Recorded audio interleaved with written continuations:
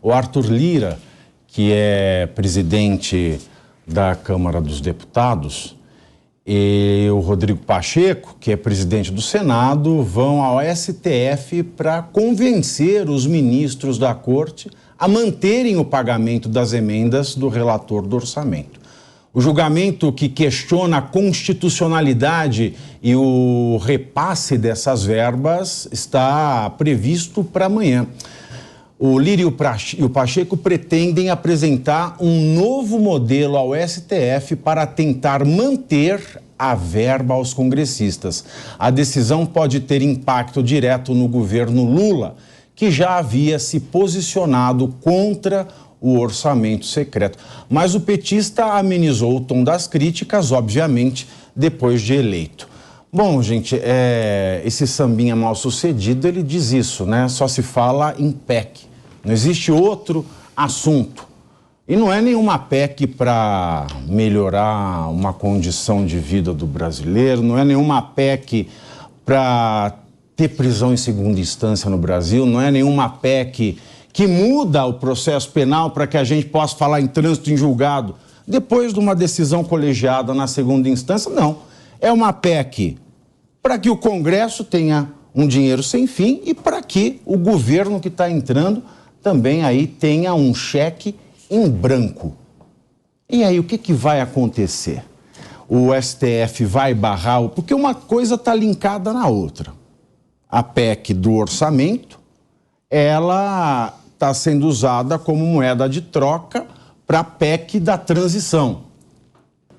E aí, o que vai acontecer, Telhada? Olha, se continuar no ritmo que nós vimos nos últimos meses, no último ano, com certeza o STF não vai atender o anseio do presidente ou do povo, não vai atender esse anseio que seria barrar essa PEC do teto aí, quebrar o teto, porque a gente sabe que, infelizmente, a tensão com o povo, a preocupação com o povo não é prioridade. A prioridade nesse caso aí, justamente quando o Bolsonaro falou que ia travar as emendas, aí deu um desespero geral, um barata voa, chapa quente, todo mundo ficou desesperado porque cada um está pensando em si.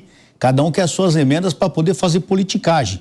E nesse momento é que nós deveríamos cobrar dos deputados e também dos senadores a preocupação com a população brasileira. Você vê o que aconteceu no Senado aí, que nós vimos os dois senadores falando, foi uma tentativa de dar um tapetão em cima de todo mundo, né? Marcar a sessão 10 horas da manhã de uma terça-feira, vindo dois feriados entre aspas, sexta-feira é Jogo do Brasil, segunda-feira é Jogo do Brasil, o país com um monte de problema, a população na frente dos quartéis pedindo uma providência, e não, eles simplesmente pegam e marcam essa audiência marcam essa sessão, né, da comissão para uma terça-feira às 10 horas da manhã, pegando praticamente quase todo mundo de surpresa aí. E é o que acontece normalmente nas casas legislativas. Quando eles querem atropelar, quando eles querem passar um projeto, uma PEC, eles fazem isso, eles põem tudo de última hora, os deputados, os senadores nesse caso, não leem o texto, não sabem, não têm pormenores do que fala aquele texto, e como foi dito pelos próprios senadores, não tem ainda um ministro da Fazenda, um ministro da Economia que vai explicar o que está acontecendo. Então eles estão chamando essa audiência pública no sentido de ganhar tempo, no sentido de dar uma esticada nisso aí, porque se for do jeito que o presidente do Senado quer, teria votado hoje, dane-se o povo. Por quê? A preocupação é fazer as coisas passar para quem ser favorecido? Os parlamentares, através de emendas, depois vinha a troca, agora começa o samba também das funções, dos cargos. Agora começam quem vai pegar o banco tal, quem vai pegar o CEAGESP, então agora realmente começa o samba forte, não é só do teto não. A briga pelos cargos vai ser muito intensa, tenho certeza. E aí que você começa a fazer os acordos, por isso que a gente já sente que, principalmente no Senado, talvez não haja muita obstrução para essa PEC do teto. O que a imprensa tem noticiado e a gente tem notado, Pavinato, é que eu acho que no Senado passa. E passa tranquilo. Agora, talvez na Câmara dos Deputados haja resistência, porque muitos deputados se têm colocado contra essa PEC. Mas vamos ver até quando se colocarão contra, né? Porque, como eu disse, aí começam as emendas à vontade, começam os cargos, começam os favores E como é que fica a nossa população? Como é que fica o desejo da população? Fica a Deus dará. Então, por isso que a gente sempre fala, antes de você votar no seu senador, no seu deputado, vote numa pessoa que você conhece e você confie. Porque o resultado é esse, vota em qualquer um, vota porque é um palhaço, voto nada contra palhaço, pelo amor de Deus. Mas voto numa pessoa que não tem uma conduta igual a minha, não pensa como eu penso, não adianta reclamar depois. Outra coisa, Pavinato, eu estava fazendo, se me permite, claro. Eu estava fazendo, esse final de semana eu estava, assim, meio com tempo, andei fazendo umas contas. Fui lá no resultado do TSE e comecei a fazer uns cálculos. Você sabe qual foi a abstenção no segundo turno para presidente? Alguém tem uma noção de quantos foram? Qual foi a abstenção? Eu fui pegando inúmeros. Porcentagem? Inúmeros. 9 milhões? Não. Eu fiquei assustado quando eu também não sabia. 32 milhões e 200 mil pessoas. 32 milhões de cidadãos brasileiros deixaram de comparecer às urnas. Olha só que número assustador. População de São Paulo. Praticamente, aqui é 45. Brancos, 1.770.000, arredondando, 1.770.000 pessoas votaram em branco. Nulos, 3.940.000, quase 4 milhões. Juntando tudo, Pavinato, entre brancos, nulos e abstenção, nós temos quase 38 milhões de brasileiros que não votaram. 37.901.000, quase 38 milhões. O resultado é esse. São políticos que não representam o anseio da população. Muitas vezes, o petista culpado, o petista voltando. Não, culpados são esses isentões. Os isentões que não se apresentaram. E agora o resultado é esse. Então o povo vai reclamar, mas o senador fulano, o Senado fez isso, a Câmara dos Deputados fez aquilo. Não adianta reclamar. Não adianta reclamar. Tem que reclamar quando você vai votar. Para votar no seu deputado, no seu senador certo, para poder exigir essa postura correta. Não foi feito isso, agora o resultado está aí. Coronel, a gente vive numa premissa que no Brasil não se discute nem religião, muito menos política. Exato. Talvez o número está aí. Quem aí de casa que está nos assistindo, aliás, boa tarde à nossa audiência, boa tarde a todos aqui. É um prazer enorme participar da mesa com um grande amigo, Marcelo Bella, que é uma das pessoas que mais me influenciam na vida. Dito isso, 40 milhões de pessoas que deixaram de opinar nas urnas e o resultado é esse. Pegando carona aqui no que o Eduardo Girão acabou de falar, é inacreditável quando ele vem a público, Pavinato, e fala que ninguém leu o relatório. Como é que está sendo isso? Sendo voltado agora, essas pessoas nem leram. As pessoas que estão ali para julgar a PEC não leram o que está acontecendo ali. Isso acontece no Brasil, povo de casa. E o que é o CCJ, onde está sendo votada essa PEC de 2023, né, que vai mudar aí a política, a governança do Brasil. CCJ significa Comissão de Constituição e Justiça. Comissão de Constituição. A Constituição que está sangrando e a Justiça que está defasada. Está sendo votada lá. Aí você em casa se pergunta, o que vai dar essa PEC? Gente, já sabemos, né? Se há um pleito extraordinário para votação, significa que vai ser aprovada. É uma coisa que eu não quero, mas como cidadão aqui, como eu já vi muita coisa acabar em pizza, eu vejo que essa PEC precisa ser votada de última hora. Mas isso é uma jogada do presidente. Com Rodolfo. certeza. O que acontece? Ele segura até a última hora a PEC, ele não manda para a comissão. Exatamente. Ele manda em cima da hora, já para o pessoal não ter tempo de ler. E se a pessoa não se interessar, se os senadores, os deputados que estão nessa comissão não baterem o pé, ela passa no tapetão, passa no tapetão. Não tem nada importante, vamos votar aqui, quem for de acordo permaneça como está, aprovado. Não pode pedir no Brasil, vista igual no judiciário? Pode pedir vista, pode pedir audiência, pode pedir um monte de coisa. Não, foi perguntado para ele hoje, ainda foi perguntado para o senador Alexandre Silveira sobre a vista. Ele falou que hoje às 14 horas ia fazer isso, até agora não fez. Pediram vista para ele e ele falou, depois das 14 horas. E até agora está em nada, está em pleito lá, nem voltaram ainda e está acontecendo essa...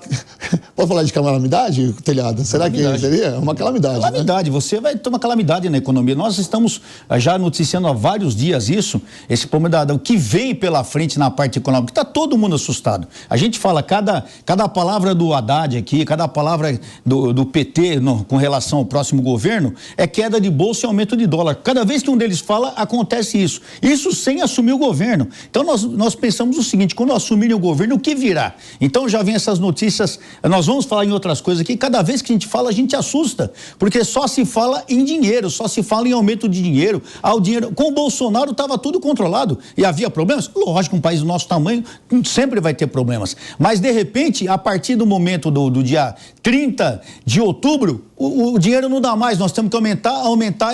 E como é que fica o povo? Vai pagar mais imposto. O povo vai ter dificuldade para ter comida na mesa. E tudo aquilo que nós dissemos, que foi prometido, que era picanha final de semana tal, o cara como é que vai... Aliás, quero fazer aqui uma ressalva. A semana passada que nós conversamos daquela brincadeira da picanha de soja e tal, aquilo eu cometi um erro, aquilo foi uma montagem, não sei, aquilo foi uma montagem, até o assessor que o Davi me corrigiu, umas pessoas me ligaram, coronel, absurdo, o senhor fazendo fake news. Fazendo fake news. Não é, a gente a princípio de boa fé, a gente acredita nas coisas, mas tem tanto fake news rodando, tem tanta coisa na internet rodando que às vezes você acaba embarcando. Então aquela notícia da carne de soja, do pastel de caju, aquilo foi uma montagem que fizeram num vídeo e acabou dando essa impressão. Mas não foi mentira, porque foi a própria fala do presidente eleito Luiz Inácio Lula da Silva, que a picanha foi um sentido figurado dele se comunicar com o povo que está em casa. Muita gente levou isso ao pé da letra. Muita gente levou isso ao pé da letra. Se você está nos assistindo agora e levou que a cervejinha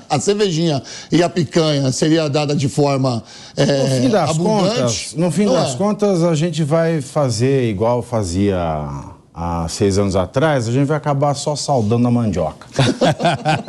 Com certeza. E estocando o vento, né? Marcelo Bella. Você está calmo até agora? O que acontece que você está calmo? Primeiramente, meu bom dia à nossa bancada maravilhosa, ao mestre Pavinato, a um dos heróis da vida real, o tenente-coronel Telhada, que é coronel full, né, ao Malta do União Brasil e do meu irmão Rodolfo Maris. Bom, em terras, falando de Copa, lá no Catar, no Oriente Médio, nós temos que dar o nosso boa tarde saudando Alibaba e seus 400 ladrões. Bom, a PEC, na verdade, fura-teto, tem que mudar de nome imediatamente. Eu pergunto a você, nossa audiência, incluindo os de esquerda, de direita e de centro, se você soubesse que a sua mãe estaria para ser estuprada, o que você faria? Chamaria o coronel Telhada, né? A polícia aqui, provavelmente, para resolver o assunto. O que está acontecendo é uma PEC estupra mãe pátria. Estamos sendo estuprados. A nossa mãe está sendo estuprada.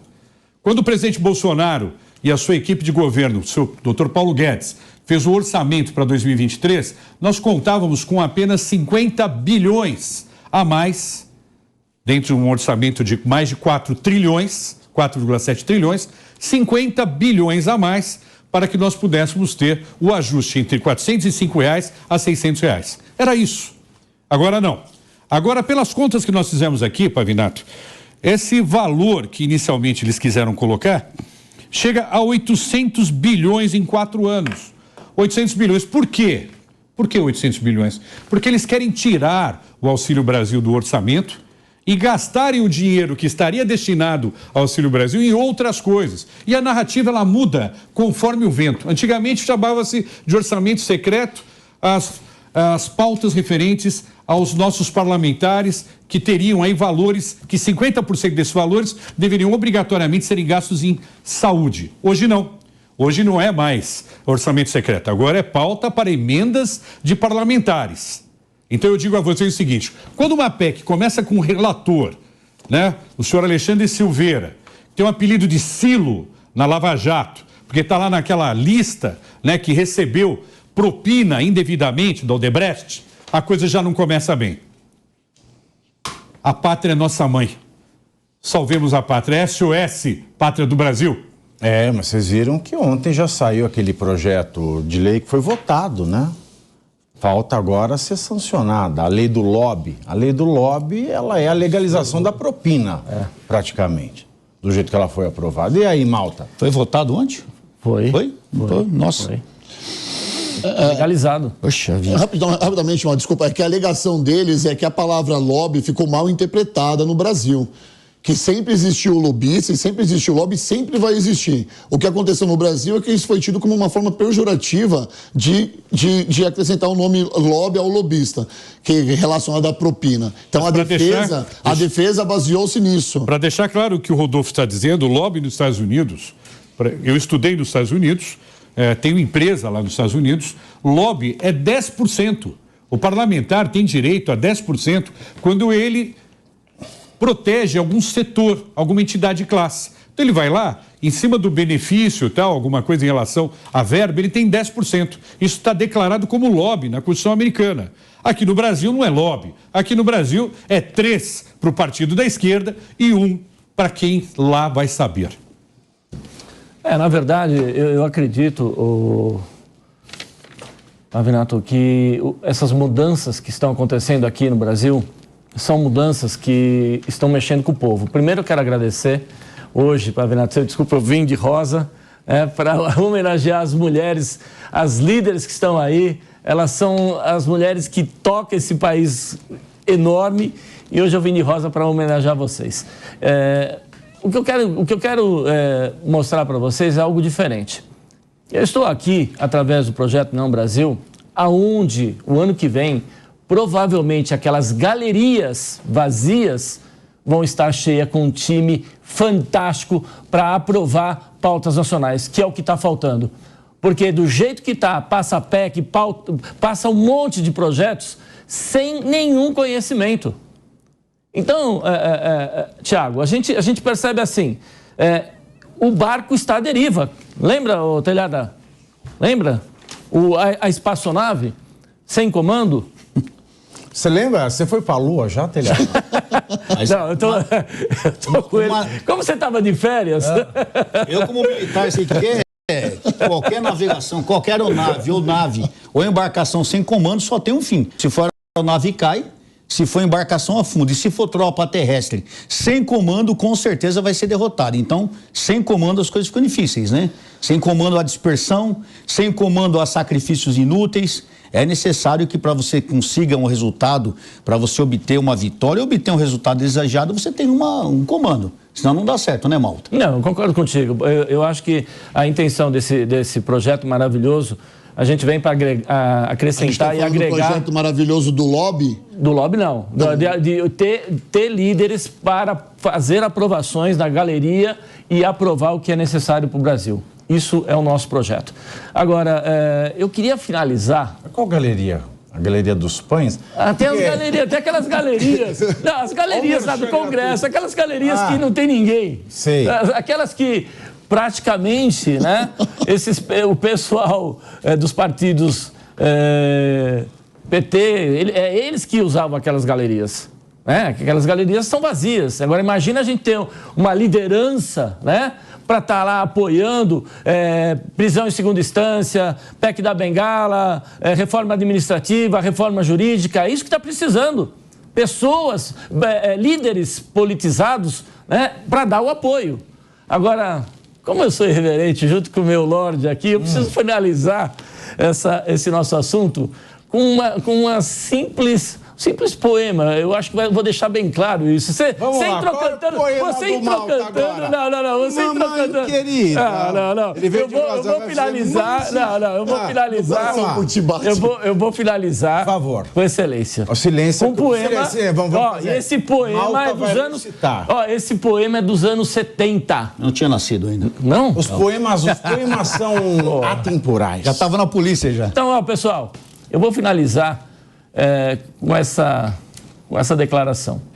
E aí vocês vão entender o que é o país. É um poema? É um poema. É um poema, então vamos lá. Você entrou cantando, eu saio no poema. Não, poético. Então vamos lá. Pessoal, subi no pé de abacate para pegar abacaxi. Chegou o homem das laranjas e disse, deixa essas mexericas aí. Esse é o Brasil. Vamos bater palma para ele não ficar constrangido?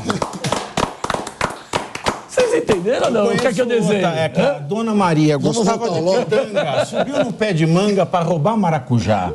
Conhece essa? Essa não. Não, mas é o seguinte, desenhando tudo isso, vocês falaram de barco à deriva, isso, daquilo, a gente tem aqui, o esquema é esse.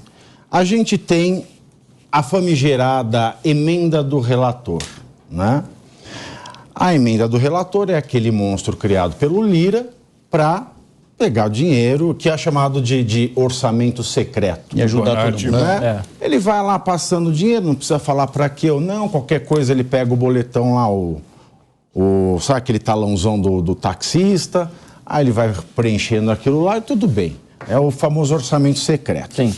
O orçamento secreto, é claro, é a festa. Como o orçamento secreto na mão, como é o relator né? E o relator é o presidente do Congresso, e os chefes, né, das bancadas, quando o PT, chegando nesse governo, né, nessa equipe de transição, que é a carreta furacão, chegou para pedir, né, esse dinheiro absurdo, né, que nós estamos aí falando em 200 bilhões quase, e o Alckmin ontem já pediu 22 bi a mais. Sim.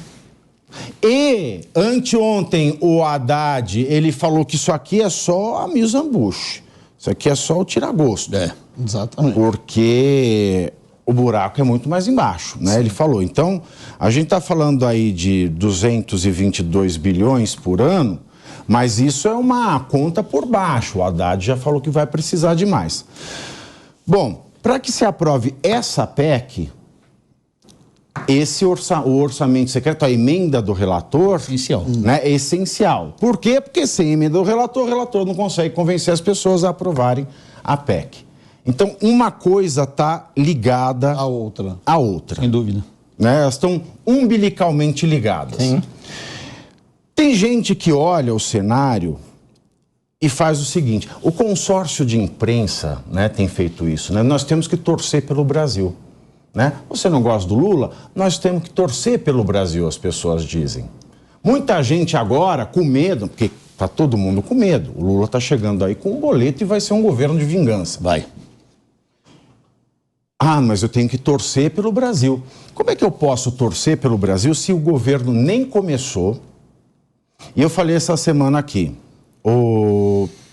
muita gente em 2018 votou no Bolsonaro, e eu vi muita gente se arrependendo, né? As pessoas diziam, né? São os bolsonaros arrependidos. Agora, com o Lula, ele nem começou a governar, já tem gente arrependida. Olha que fenômeno extraordinário, bizarro, né? Para falar a verdade. Que nós temos um Lula que nós conhecemos. Sim. Dos 8 anos do seu governo. Nós temos um Lula que nós conhecemos quando ele deixou a Dilma Rousseff. Sim. Né, o poste. A mulher que saiu da mandioca. O mosquito e a mosquita. Estoca vento. Estoca vento. Exata. E tantas outras qualidades que vê o cachorro oculto. Bom, nós conhecemos esse Lula.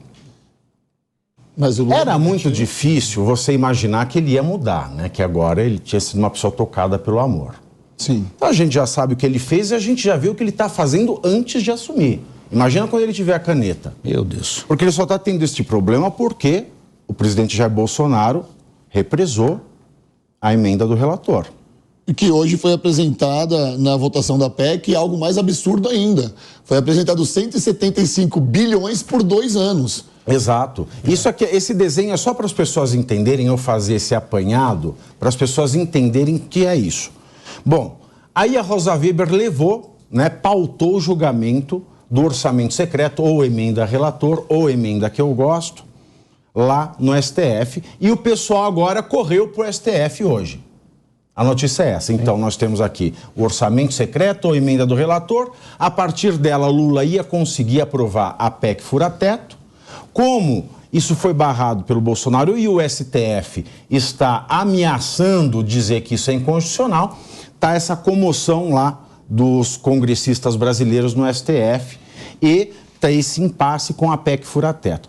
E como eu dizia, a gente já conhece o Lula, a gente viu o que ele fez, a gente sabe o que ele é capaz de fazer e a gente está vendo o que ele está fazendo antes mesmo de assumir. Exato. E aí as pessoas dizem, Malta, você quis tudo isso para chegar a uma poesia melhor? Porque muita gente fala, não, eu preciso acreditar, eu preciso torcer pelo Brasil. Eu já citei esse poema aqui, é do Pedro Abrunhosa, é um poema bonito, né? Não adianta eu falar que eu vou torcer pelo Brasil, vendo o que eu estou vendo, conhecendo o que eu conheço, né? O poema do Pedro Abrunhosa é o seguinte: de que serve ter um mapa se o fim está traçado? De que serve a terra à vista se o barco está parado? Para que serve ter a chave se a porta está aberta? De que servem as palavras se a casa está deserta? Então a gente tem uma situação que torcer em vão. Esse merece um... Esse é o Lorde, esse é o Lorde. E aí então eles foram lá para o STF e tem um plano B, que é isso que eu quero trazer para vocês agora.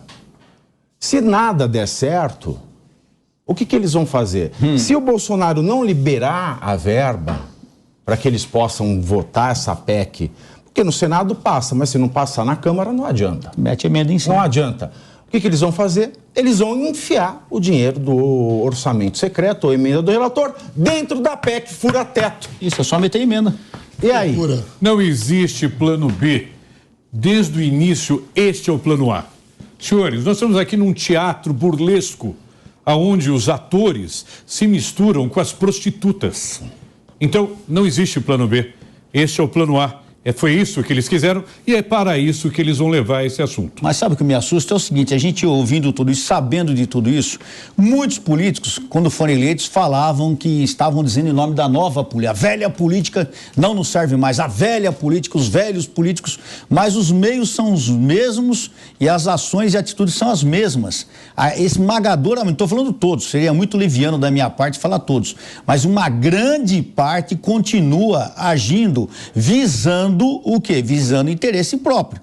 Então, o que o Pavinato falou, se de repente eles não conseguirem terminar o que o Bolsonaro fez, barrando esse dinheiro que entraria, eles farão isso aí, na PEC fura-teto, eles vão entrar com emendas e colocarão o que eles precisam. Ou seja, não serão só os 200 bilhões. Não serão só os 200 bilhões. Será muito mais que vai ser retirado da população, porque é da população que está tirando isso. Então, é um momento muito importante para o Congresso Nacional dizer para o que veio para a população, porque eles vão confirmar agora o que todo mundo sabe. Passando essa PEC fura-teto, vai confirmar o que todo mundo sabe, que infelizmente a grande maioria dos políticos age em interesse próprio. Visando o quê? Visando cargos, visando emendas para fazer investimentos políticos nas suas regiões. E a população, o anseio da população, a economia do país, o futuro do país vai ficar a Deus dará. Só Deus pode salvar o Brasil. Para ficar claro para a população, 200 bilhões por ano, vezes 4, 800 bilhões. É muito dinheiro. E sabe de onde vai sair esse dinheiro, senhores? Dos senhores. Ah, mas como assim, Marcelo? Eu sou pobre. Eu trabalho, eu sou pobre, como é que eu vou pagar? Com o aumento da inflação, com o aumento dos impostos, você vai perder o seu emprego. E aí você vai fazer o L. Fazer uma comparação, assim, uma analogia rapidamente. Para mim, isso daí é uma novela, é como se fosse uma série que eu já assisto desde criança, a política. Nós estamos discutindo aqui algo que a gente já sabe o final. Por exemplo, Chaves, por exemplo, tá? Vou dar um exemplo pífio aqui, que eu sempre assisti... Pífio não diga que Chaves é pífio. Ok, então... Eu vou ter problema. Eu sou fã do Chaves. Obrigado, então eu não sou o único aqui. Eu quis falar pífio para não ficar tão feio para mim, mas obrigado por vocês compartilharem da minha opinião, que Chaves é sensacional.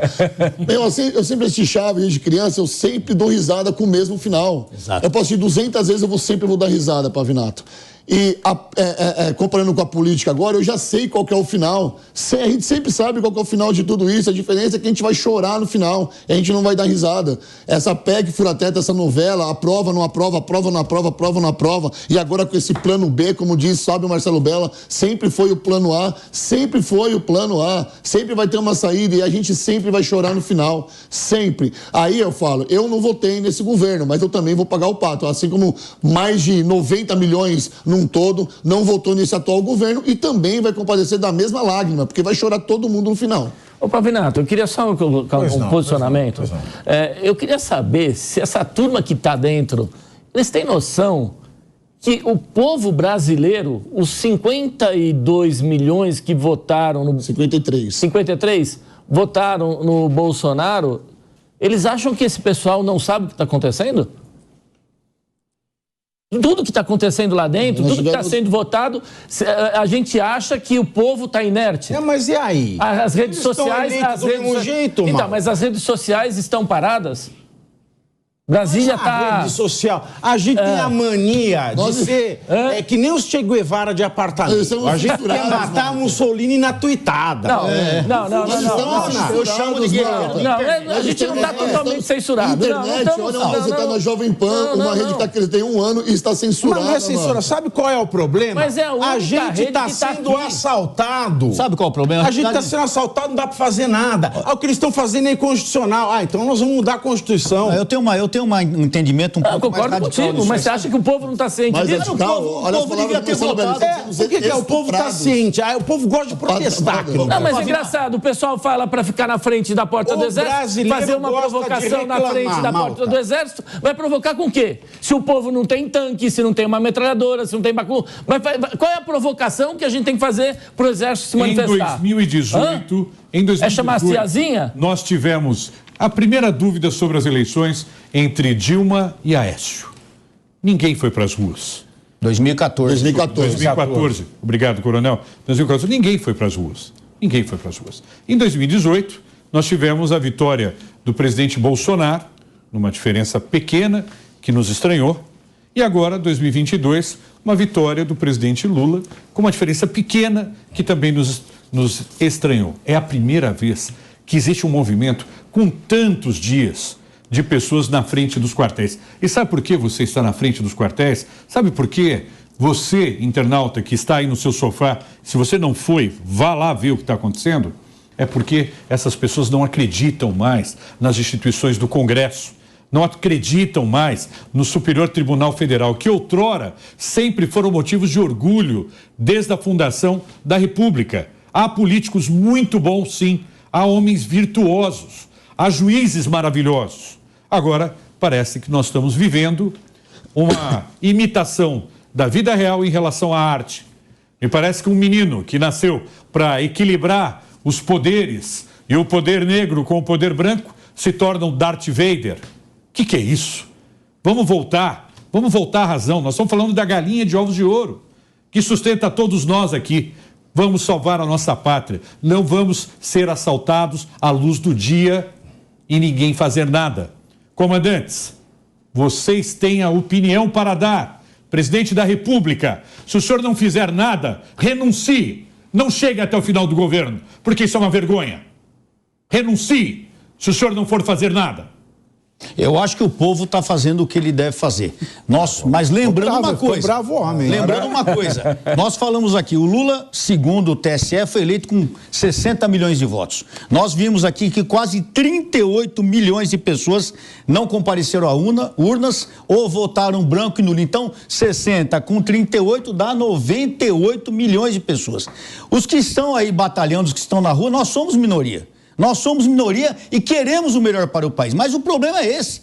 Os políticos que estão lá, que representam o povo, não estão se apresentando. Estão fazendo o jogo aqui do diabo, que estão vendo o lado deles. E, infelizmente, aí você falou que as pessoas já estão se arrependendo que votaram no PT. Não estão se arrependendo. O Lula, desde o começo, ele falou que ia fazer isso. Ele deixou bem claro na campanha dele que ele ia botar para arrebentar. E o pessoal votou mesmo assim. E esses isentões não apareceram para... Esses isentões não são esquerdistas. Pode ter certeza. Porque o esquerdista, por mais que eu não concorde com muitas coisas que eles fazem, eles vão lá e colocam o seu voto.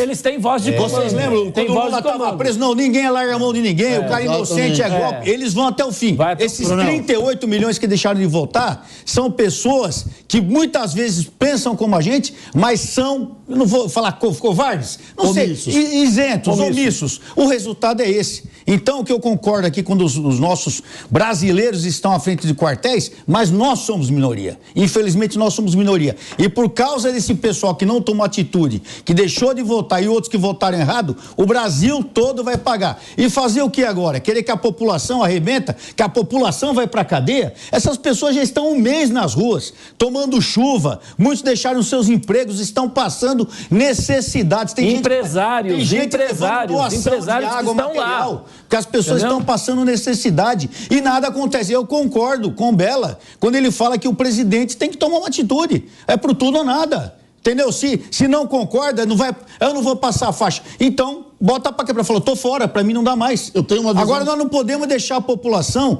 do jeito que a população tá.